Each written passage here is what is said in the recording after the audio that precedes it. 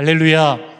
아멘. 오늘 이 시간에 믿음의 기도라는 제목으로 하나님의 말씀 증거하려고 합니다.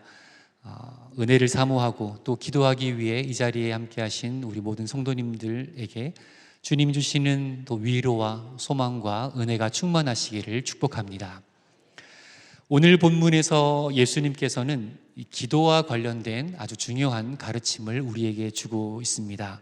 한 비유를 말씀하시면서 설명해 주시는데요, 이 비유의 의미를 짚어가면서 주님께서 우리에게 주시는 또 우리의 심령에 새길 수 있는 그 말씀을 간직하기를 원합니다. 먼저 비유의 내용은 이렇습니다. 한 도시에 불의한 재판장, 나쁜 재판장이 있고, 이 재판장에게 과부가 찾아가서 자신의 원한을 풀어달라고, 해결해달라고 요청을 합니다. 그런데 이 재판장은 교만하고 악한 사람이어서 당시 사회적으로 하찮게 여겨지는 그 과부의 청원을 그냥 무시합니다. 그럼에도 이 과부는 계속 재판장을 찾아갔고, 또 재판장은 그 요청을 계속 반복해서 무시했습니다. 그런데 이 과부가 재판장을 찾아가는 것을 멈추지 않자, 또 멈출 것 같지 않자 재판장은 어쩔 수 없이 그냥 시달리는 것이 싫어서 과부의 청을 들어주었다는 이야기입니다. 여기까지 이 이야기만 딱 듣고 보면 여기서 또 우리가 교훈을 찾고자 한다면 이런 것들이 있을 것입니다. 10번 찍어서 안 넘어가는 나무 없다. 아니면 포기란 배추 셀 때나 쓰는 것이다. 그래, 포기하지 않으면 또 좋을 때가 올 거야. 그런데 이런 주제를 기도 생활에 접목시키면 이렇게 됩니다. 우리가 포기하지 않고 계속해서 하나님께 기도하고 또 기도하면 하나님도 언젠가는 질려가지고 진짜 질려서라도 막 응답해 주실 것이다. 이런 좀 엉뚱한 결과 적용으로 가게 됩니다. 하지만 이 비유는 기도를 포기하지 않아서 응답을 얻어낸 한 인간 승리를 보여주는 것이 아니고요, 예수님은 이 불의한 재판장과 하나님을 비교하지 않으셨습니다. 오히려 그 불의한 재판장과 하나님을 대조시켜서 보여주십니다. 비교에는 공통점이 있지만 대조에는 차이점이 있거든요. 예수님도 말씀하시기를 이 재판장은 하나님을 두려워하지 않고 사람을 무시하는 그런 악하고 교만한 사람, 신앙심이 없는 그런 사람이었습니다. 2절을 다시 보겠습니다. 이르시되 어떤 도시에 하나님을 두려워하지 않고 사람을 무시하는 한 재판장이 있는데, 하나님을 두려워하지 않고 사람을 무시하는, 딱 두 가지로 표현했는데 벌써 막 싫지 않습니까? 사람을 무시하고, 하나님도 두려워하지 않고 건방지고 교만하고 사람도 무시하고. 바클레이 성경 주석에 따르면 이 당시 성서시대의 재판관의 공식 명칭은 다야네 게제롯이라고 하는데, 그 뜻이 형벌을 부과하는 재판관이라는 그런 의미를 가진다고 합니다. 그런데 실제로 그 성서시대에 많은 대중들, 많은 사람들은 실제로 재판관들을 지칭할 때 뭐라고 불렀냐면 다야네 게제롯이 아니라 다야네 게젤롯이라고 비슷하게 살짝 꼬아서 이렇게 불렀다고 해요. 그 뜻은 단어는 비슷한데, 소리는 비슷한데 의미는 완전히 다릅니다. 첫 번째 원래 의미는 형벌을 부과하는 재판관이었는데, 다야네 게젤롯이라고 하게 되면 강도 재판관이 됩니다. 완전히 반대되는 의미죠. 우리도 그렇지 않습니까? 집사님 참 감사하네요. 이 의미와 집사님 참 간사하네요. 한 끗 차이인데 의미가 완전히 달라지는 것처럼 벌을 부과하는 재판관, 당연히 재판관이 판결을 내리면 형벌이 주어질 텐데, 그런데 당시 서민들은, 일반 대중들은 강도 재판관이라 불렀다고 합니다. 그러니까 말이 재판관이지 이들은 강도나 다름이 없는 거예요. 판사석에 앉아있지만 약자의 것을 갈취하고 불의하고 또 자기 이익을 우선하는 그런 사람들인 것입니다. 그러니까 예수님께서 이 비유를 설명하실 때 이 사람에 대해서, 재판관에 대해서 묘사를 할 때 그 당시에 예수님의 음성을 들었던 그 시대 사람들은 이 불의한 재판관을 특이하게 바라보지 않은 거예요. 예수님이 특별하게 악한 사람을 묘사한 것이 아니라 그냥 늘상 보아왔던, 늘상 경험해왔던, 늘상 당해왔고 분노해왔던, 그리고 모두가 아는 그런 재판관, 그런 재판관에 대한 설명이었기 때문입니다. 이렇게 강도와 다를 바 없는 이 불의한 재판관에게 힘도 없고 돈도 없고 백도 없고 아무것도 없고 정말 그 당시에 사회적으로는 최약자인 이 과부가 찾아온 것입니다. 3절 보겠습니다. 그 도시에 한 과부가 있어 자주 그에게 가서 내 원수에 대한 나의 원한을 풀어주소서 하되. 하지만 재판장은 이 과부의 요청을 들어주지 않았습니다. 재판관은 과부를 무시했고 민원 접수조차 하지 않았습니다. 다른 어떤 특별한 이유가 있어서가 아니라 마땅히 들어주어야 할 일이었음에도 자기 직무, 자기 일이었음에도 불구하고 그러지 않았습니다. 하지만 결국에는 그 요청에 응하게 되는데 이것은 재판관이 과부를 불쌍히 여겨서나 또 타당해서 합당해서가 아니라 그저 자기를 귀찮게 하는 게 너무 싫어서 그냥 응하기로 한 것입니다. 4절과 5절입니다. 그가 얼마 동안 듣지 아니하다가 후에 속으로 생각하되 내가 하나님을 두려워하지 않고 사람을 무시하나 이 과부가 나를 번거롭게 하니 내가 그 원한을 풀어주리라. 그렇지 않으면 늘 와서 나를 괴롭게 하리라 하였느니라. 그러니까 자기가 괴로워서 자기 때문에 자기의 안정과 평안을 위해서 그냥 응한 것이죠. 이런 과부의 끈질긴 간청으로 문제가 어쨌든 해결되었습니다. 이런 걸 보면서 그래 나도 하나님께 끈질기게 기도하면 응답되겠구나 라고 생각한다면 그것은 이 불의한 재판장과 하나님을 같은 위치에 같은 캐릭터로 보게 되는 것입니다. 하지만 하나님은 불의하지 않으십니다. 예수님도 이 비유를 말씀하신 뒤에 이렇게 결론 맺으시는데요. 7절입니다. 하물며 하나님께서 불의한 재판장은 그랬는데 하물며 하나님께서 그 밤낮 부르짖는 택하신 자들의 원한을 풀어주지 아니하시겠느냐, 그들에게 오래 참으시겠느냐. 이 불의한 재판관을 등장시켜 이 악한 사람임에도 불구하고 간청에 응한 것을 보여준 뒤에 하나님을 대조시키면서 하나님은 이 재판관과 같지 않다고 하십니다. 그런데 이 불의한 재판관도 일이 성사될 때까지 계속 간청하는 사람에게는 결국에는 설복당해서 그 옳은 일을 하게 되지 않았습니까? 그리고 그렇다면 이 악한 사람도 그랬다면 선하신 하나님께서, 사랑이 많으신 하나님께서는 자기 백성들이 또 그렇게 간청하면 더 빨리 응답하시겠네? 예수님 말씀처럼 오래 참지 않으시고 속히 응답하시겠구나 하는 생각이 또 이어서 들 수도 있습니다. 하지만 이 비유에서 우리가 하나 봐야 될 것은 이 과부가 뭘 요청했느냐입니다. 이 과부가 재판관에게 요청했던 것은 자기의 어떤 필요나 도움이나 요청사항 이런 것이 아닙니다. 바로 원수에 대한 원한이었습니다. 3절을 다시 보시면 그 도시에 한 과부가 있어 자주 그에게 가서 내 원수에 대한 나의 원한을 풀어주소서 하되.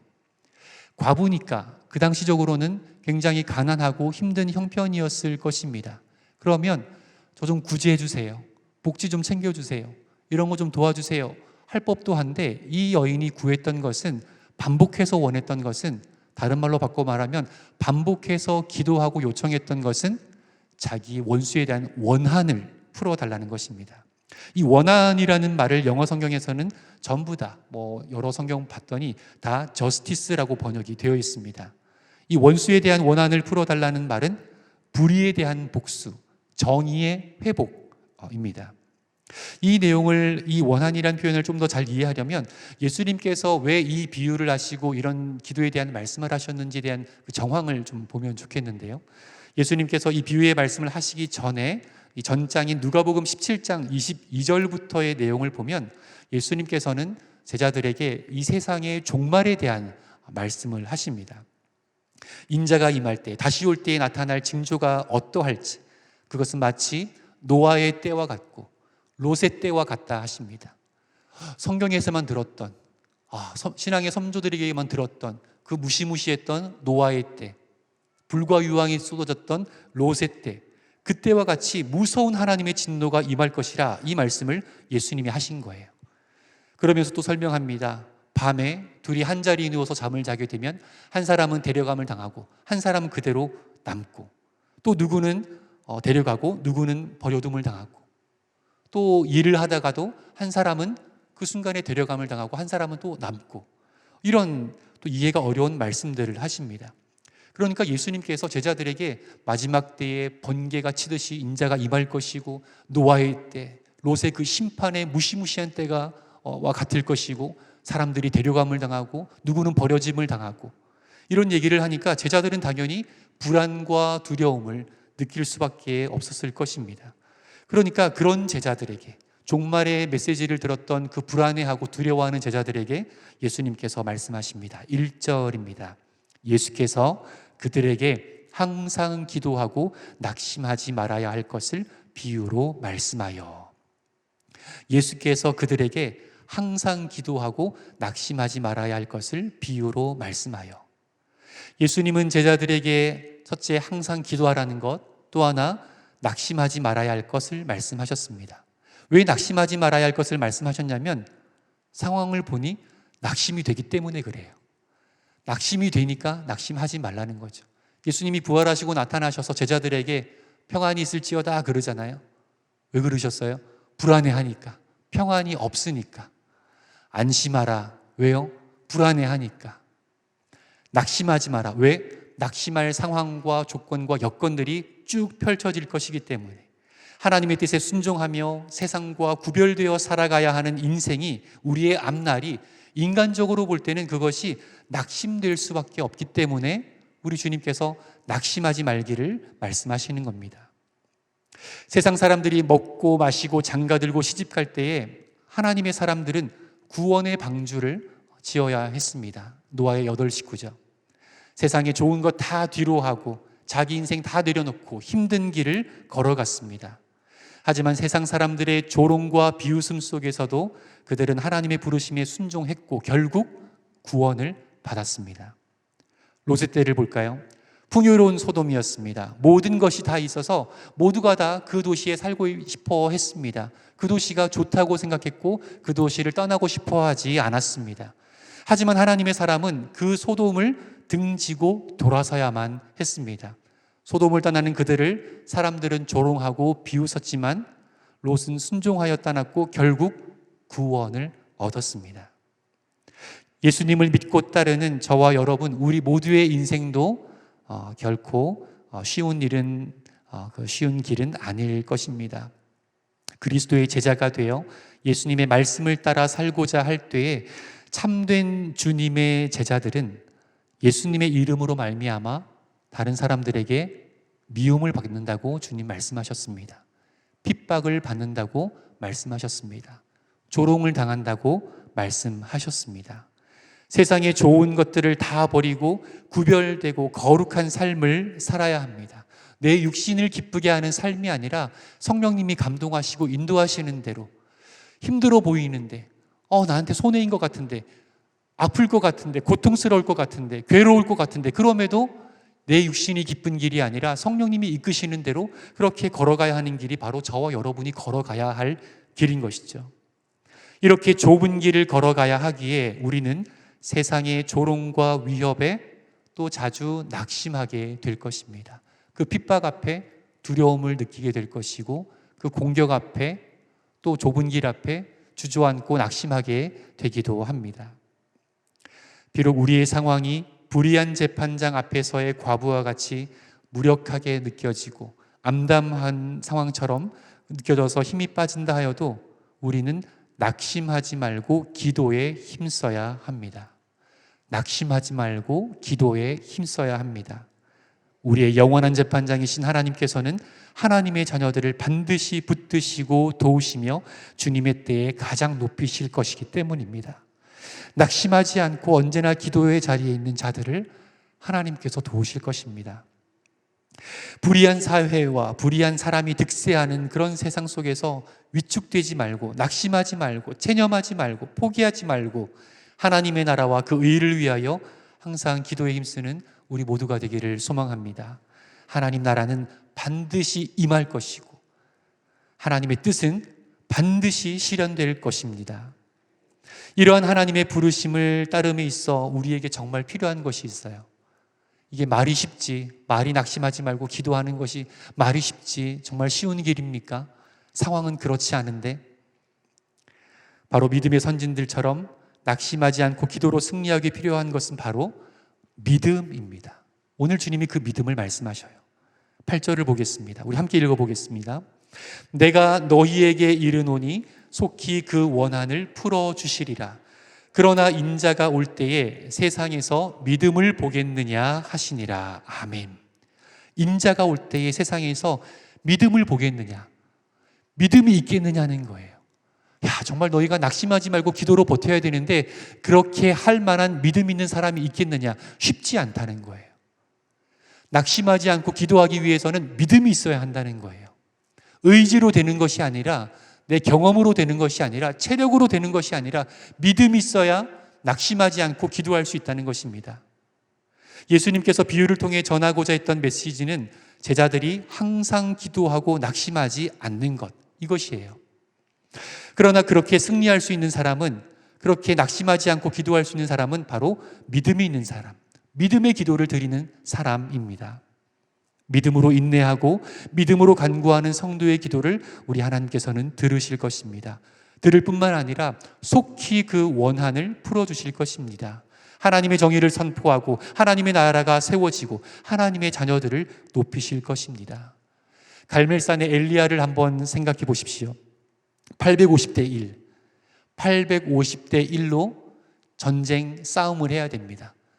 정말 위축되고 위압적이고 압도적인 차이, 목숨을 건 그 영적 전쟁 앞에 엘리야 얼마나 낙심되고 얼마나 두려웠겠습니까?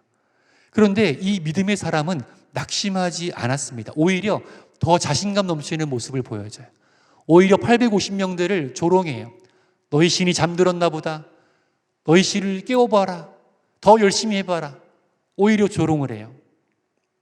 이방 선지자 850명을 다 죽인 후 그때 엘리야가 이제는 비 내기를 기도합니다. 비 내리기를 기도했을 때 처음에는 아무런 조짐이 보이지 않았어요. 또 기도합니다. 또 확인해 보니 비 소식이 없어요. 또 기도하고 확인하고, 기도하고 또 확인하고, 그런데 조짐이 없는 거예요. 그렇게 조짐이 보이지 않는 기도의 횟수가 늘어날 때마다 불안하지 않겠어요? 왜 아직도 응답이 없지? 약속하셨는데 4번, 5번, 6번, 결국 7번째 기도하고 확인했을 때 하나님께서 큰 비를 그 땅 가운데 내려주셨습니다. 믿음의 사람의 원한을 갚아주신 거예요. 다시 말하면 하나님의 영광을, 하나님의 뜻을 나타내 보이시고 정의가 무엇인지, 공의가 무엇인지, 옳은 것이 무엇인지 하나님께서 평정하신 것입니다. 사랑하는 상당교회 성도 여러분, 하나님께서는 의로우시며 사랑이 많으시며 선하신 분이십니다. 그 하나님이 우리의 아버지 되시며 지금도 우리를 지켜보고 계시고 지금도 이 자리에 함께 하시는 줄로 믿습니다. 우리의 재판장 되시는 하나님 앞에 하나님께서 기꺼이 응답하실 만한 그 믿음의 기도를 우리가 올려드리기를 원합니다. 기도를 나의 요구사항을 해결을 위한 그런 수단으로만 이해하고 있다면 우리는 예수님의 이 비유를 오해하고 있는 것이고 하나님에 대해서도 오해하게 될 것입니다. 기도의 궁극적인 목적은 나의 고난을 제거하거나 고난의 정도를 감소시키는 그런 것이 아닙니다. 고난 중에도 하나님과 동행하며 좁은 길을 걸어가면서도 하나님과 함께하고 하나님의 임재를 누리기 위함입니다. 하나님의 뜻과 하나님의 나라가 세워지는 것, 하나님의 복음이 전파되고 하나님의 공의와 정의가 세상 가운데 선포되는 것, 복음이 온 땅을 뒤덮는 것, 이것이 우리가 기도해야 되는 이유인 것입니다. 살아계신 하나님 아버지 감사합니다. 컬컬하고 답답한 심령 주님 앞에 가지고 나와 말씀 앞에 은혜를 받고 열정적으로 찬양하며 주님 앞에 부르짖고 기도를 합니다. 주님, 저희들은 부족하고 연약하지만 하나님은 강하십니다. 하나님은 살아 역사하시는 하나님이신 줄 믿습니다. 하나님, 우리의 기도에 응답해 주시는 하나님이신 줄 믿습니다. 믿음의 기도를 하는 믿음의 거인들이 다 되게 도와주시옵소서.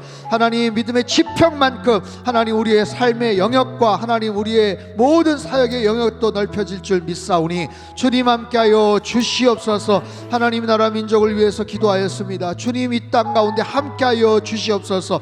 하나님의 통치와 하나님의 공의와 하나님의 모든 여러 가지 진리와 하나님의 질서가 이 땅 가운데 새로워지기를 원합니다. 아버지 하나님, 너무나도 많은 국민들이 서로가 옳다고 자신이 주장을 옳다고 주장하며 하나님 손가락질하고 화를 내고 분노를 하고 또 큰 소리를 냅니다. 아버지 하나님, 우리가 생각하는 옳은 것, 우리가 생각하는 이랬으면 좋겠다 싶은 결과들 있지만 하나님께서 가장 원하시고 하나님께서 가장 기뻐하시는 결과들을 허락하여 주시옵소서. 하나님, 정말로 그 백성이 왕이 없었기 때문에 각자의 소견에 옳은 대로 행했던 사사시대 이스라엘 백성들처럼 행동하지 않기를 원합니다.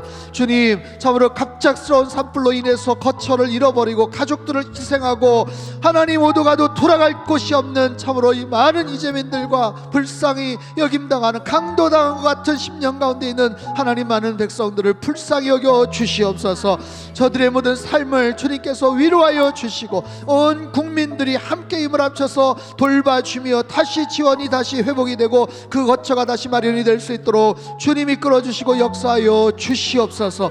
하나님 아버지, 우리 성도님들이 더욱더 주님 앞에 간절한 마음을 가지고 기도하며 말씀의 사람으로 나아가기를 원합니다. 특별히 환우들을 불쌍히 여겨 주시옵소서. 원하지 않는 그런 질병으로 인해서 오랫동안 하나님 한숨과 아픔과 고통을 겪고 있는 우리 모든 환우들과 가족들이 있습니다. 하나님 아버지, 불쌍히 여겨 주시옵소서. 하나님의 놀라운 의의 태양으로 주님께서 정말 치료하는 광선으로 저들을 비추어 주시옵소서. 주님께서 어루만져 주실 때에 오장육부 폐부 깊숙한 곳에 있는 모든 피부와 혈관과 조직과 뼈마디마디들이 다시 새로워지기를 원합니다. 하나님, 급속한 치유를 허락하여 주시옵소서. 모든 암세포들을 괴멸시켜 주시옵소서. 모든 난치병과 불치병들이 다 떠나가게 하여 주시옵소서. 하나님 아버지, 사순절 기간을 보내고 있습니다. 경건과 절제, 나눔과 회복의 삶을 살아갈 수 있게 도와주시고 십자가의 일을 걸어갔던 주님의 놀라운 하나님의 그 희생과 그 놀라운 사랑을 저희들이 깊이 묵상하며 주님과 함께 그 여정에 동참하는 저희들의 삶이 되게 하여 주시옵소서. 이번 주일 예배 가운데 성령 하나님 기름 부어 역사하시고 하나님, 신의 산에서 여호와의 율법을 받았던 그 모세가 하나님 여호와의 영광을 받던 그 장소처럼 하나님 솔로몬의 성전에 가득했던 여호와의 영광이 이곳에도 임하여 주시옵소서. 모든 성도님들 이곳에 와서 하나님을 마음껏 찬양하며 눈물과 감격과 은혜와 새로운 소망을 발견하며 돌아가는 하나님 예배의 자리가 되도록 주님 도와 주시옵소서. 특별히 민노아 선교사님 양관이로 매입을 위해서 여러 사람들이 함께 힘을 합쳐 노력을 하고 있습니다. 주님, 100년 전 120년 전 이곳에 와서 복음을 전하고 너무나도 귀한 업적을 남기셨던 선교사님의 그 발자취를 하나님 저희들이 망각하였고 오랫동안 묻어두었습니다. 주님, 저희들의 게으름을 용서하여 주시옵소서. 하나님, 민간에게 팔려있는 그 양관이 다시 온 성도들과 교회들이 함께 힘을 합쳐서 다시 매입할 수 있게 도와주시고 그것이 국가문화유산으로 등재가 되게 도와주시고 또 세계 유네스코 문화유산에 등재가 되어서 그 귀한 업적들이 많이 후세들에게도 알려질 수 있도록 다큐멘터리 제작과 많은 일들에 하나님 저희들의 마음을 모게 하시고 물질을 모을 수 있도록 주님 역사하여 주시옵소서. 하나님 아버지, 언제나 주님과 소통하게 하시고 온전하게 영적으로 접속이 되어서 날마다 성령 충만, 감사 충만, 은혜 충만한 삶을 살아가게 하여 주시옵소서. 귀한 물질로 주님 손에 의탁드린 손길들 위에 하늘의 신령한 복과 땅의 기름진 복으로 넘치도록 부어 역사하시고 예물이 쓰여지는 모든 곳마다 하나님의 나라가 힘있게 확장되도록 축복하여 주시옵소서. 이제는 우리 주 예수 그리스도의 크신 은혜와 하나님 아버지의 극진하신 사랑하심과 성령님의 교통하심의 역사가 믿음의 기도로 주님 앞에 간구하며 하나님의 놀라운 역사를 함께 경험하며 함께 그 뜻을 이루어 나가기를 소망하는 예배드린 주의 백성들, 그들의 가정과 일터와 건강과 자녀들의 앞길 위해 이 나라 민족 흩어진 모든 열방 위에 이제로부터 영원토록 함께 하시기를 간절히 축원하옵나이다. 아멘.